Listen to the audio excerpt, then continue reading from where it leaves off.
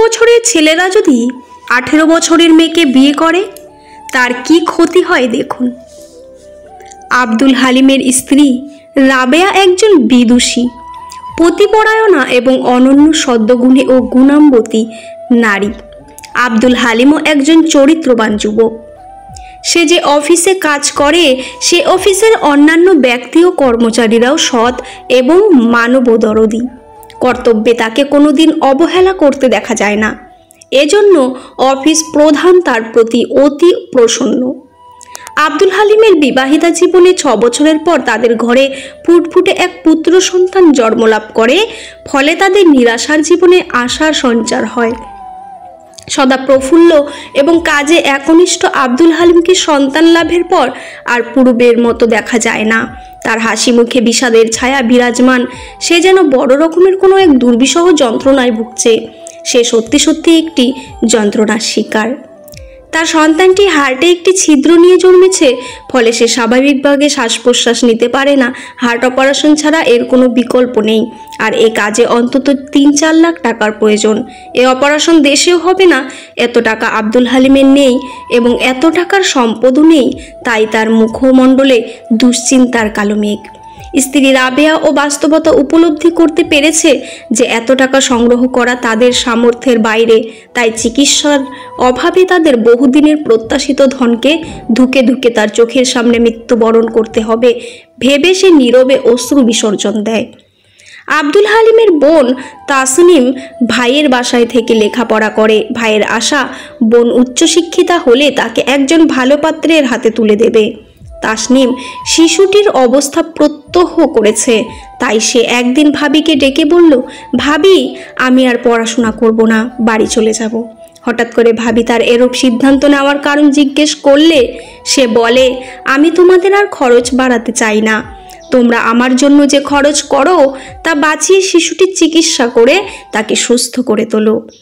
ভাবি তাকে তার এ সিদ্ধান্ত পরিত্যাগ করতে বলে এবং বলে, তুমি এ সিদ্ধান্ত তোমার ভাইকে কখনো বলো না, তাহলে তিনি দারুণ কষ্ট পাবেন। আমরা নিশ্চিত ধরে নিয়েছি আমরা তাকে সুস্থ করে তুলতে পারবো না। তার মৃত্যু অপরিধারিত, কারণ চিকিৎসার অত টাকা আমরা কোথায় পাবো। রাবেয়ার শাশুড়ির নামে কিছু সম্পত্তি আছে। নাতির চিকিৎসার জন্য তিনি তা বিক্রি করে দিতে চান। কিন্তু আব্দুল হালিম তাতে উৎপন্ন ফসলে মাতা পিতার কোনো মতে দিন কাটে। তাছাড়া সে সম্পত্তি বিক্রি করেও চিকিৎসার পুরো খরচ জোগাড় হবে না। একদিন অফিসের প্রধান কর্মকর্তা আব্দুল হালিমকে তার কক্ষে ডেকে নিয়ে তার এ মানসিক পরিবর্তনের কারণ জিজ্ঞেস করেন।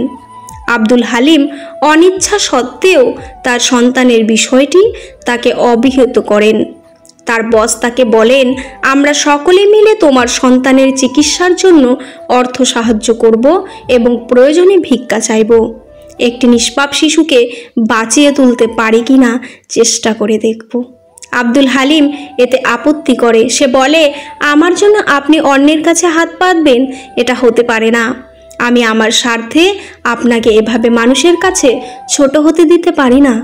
প্রধান কর্মকর্তা বলেন, আমি যদি তোমার এ বিপদে আমার সামর্থ্য অনুযায়ী তোমার পাশে না দাঁড়াই, তাহলে এ ব্যাপারে মহান আল্লাহর কাছে আমাকে জবাবদিহি করতে হবে। অতএব আমি তোমার কোনো আপত্তি মানতে রাজি নই। একা আমার দায়িত্ব বলে মনে করি। একদিন বিকেলে অফিসের প্রধান কবির সাহেব আব্দুল হালিমের বাসায় এসে আব্দুল হালিমের সন্তানকে দেখলেন। তিনি শিশুর ফটোর একটি নেগেটিভ কপি নিয়ে চলে গেলেন। তিনি বিভিন্ন পত্রিকায় শিশুটির ছবি ছাপিয়ে তার অসুখের বিবরণ দিয়ে তাকে বাঁচিয়ে তুলতে সাহায্যের হাত প্রসারিত করতে আবেদন জানালেন। এতে কাজ হলো।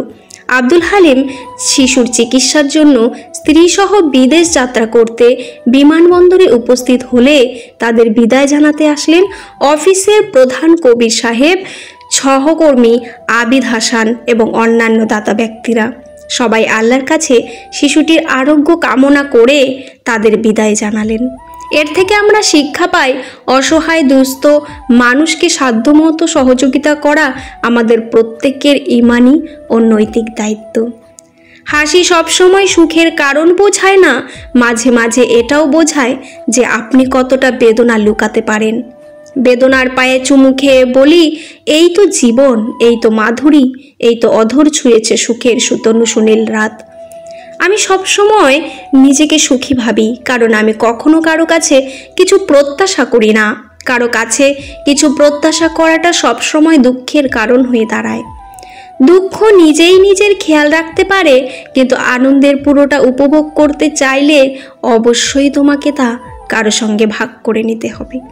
জীবনে দুটি দুঃখ আছে, একটি হলো তোমার ইচ্ছা অপূর্ণ থাকা, অন্যটি হলো ইচ্ছা পূর্ণ হলে আরেকটির প্রত্যাশা করা। ভুলি কেমনে আজও যে মনে বেদন সনে রহিল আকাশ, আজও সজনী দিল রজনী সে বিনে গুণী তেমনি ফাঁকা। কাউকে যদি বেশি মায়া করো তবে সে তোমাকে সবচেয়ে বেশি কষ্ট দেবে। ভবিষ্যতে যার কাছ থেকে তুমি সবচেয়ে বড় কষ্টটি পাবে, আজ সে তোমার সবচেয়ে কাছের কোনো একজন। মৃত্যুর যন্ত্রণার চেয়ে বিরহের যন্ত্রণা যে কত কঠিন, কত ভয়ানক, তা একমাত্র ভুক্তভোগী অনুভব করতে পারে। ভালোবাসা দিয়ে ভালোবাসা না পেলে তার জীবন ও দুঃখের ও জড়তার। তার জন্য কাঁদো যে তোমার চোখের জল দেখে সেও কেঁদে ফেলে, কিন্তু এমন কারো জন্য কেঁদো না যে তোমার চোখের জল দেখে উপহাস করে। পৃথিবীতে আনন্দ এবং দুঃখ সব সময় থাকবে সমান সমান। বিজ্ঞানের ভাষায় আনন্দের সংরক্ষণশীলতা, একজনকেও চরম আনন্দ পেলে অন্যজনকে চরম দুঃখ পেতে হবে। একটা মেয়ের জন্য তোমাকে পারফেক্ট হওয়ার কোনো প্রয়োজন নেই, কারণ মেয়েরা কখনোই পারফেক্ট ছেলেদের সাথে প্রেম করে না। প্রতিদিন কিছু ইচ্ছেকে পুড়িয়ে মারি, প্রতিদিন কিছু ইচ্ছেকে পাঠাই নির্বাসনে। ভালোবাসা কি ভীষণ প্রতারক, হৃদয়ে ভেঙেছে যার সেই জানে। যা হারিয়েছ তার জন্য আফসোস করো না, ওটা তোমার জন্য নয়।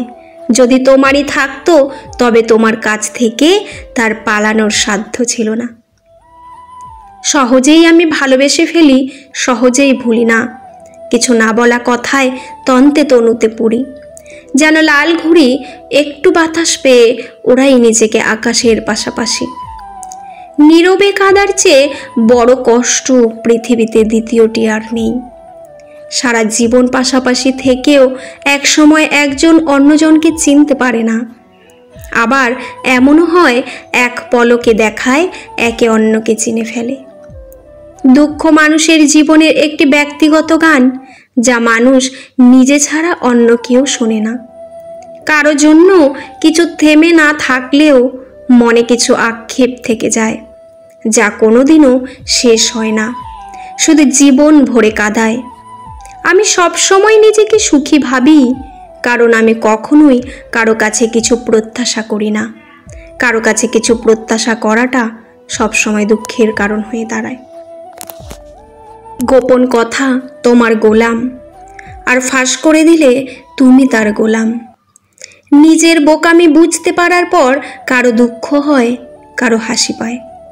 প্রেমের আনন্দ থাকে স্বল্পক্ষণ, কিন্তু বেদনা থাকে সারাটি জীবন।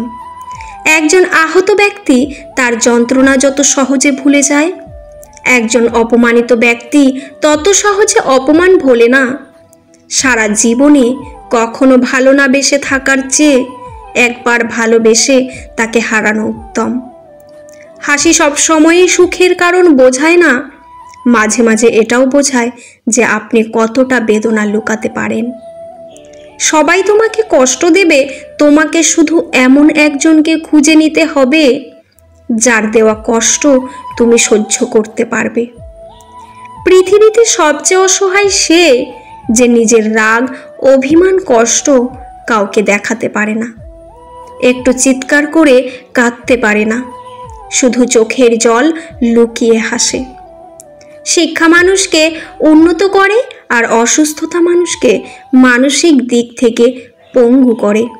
যে ভালোবাসার মাঝে না পাওয়ার ভয় থাকে, আর সেই কথা মনে করে দুজনেই কাঁদে, সে ভালোবাসা হচ্ছে প্রকৃত ভালোবাসা। ভিডিওটি ভালো লাগলে চ্যানেলটি সাবস্ক্রাইব করে পাশে থাকবেন। পুরো ভিডিওটি দেখার জন্য অসংখ্য অসংখ্য ধন্যবাদ। ভিডিওর শেষে জয় শ্রীকৃষ্ণ লিখতে ভুলবেন না। ভালো থাকবেন।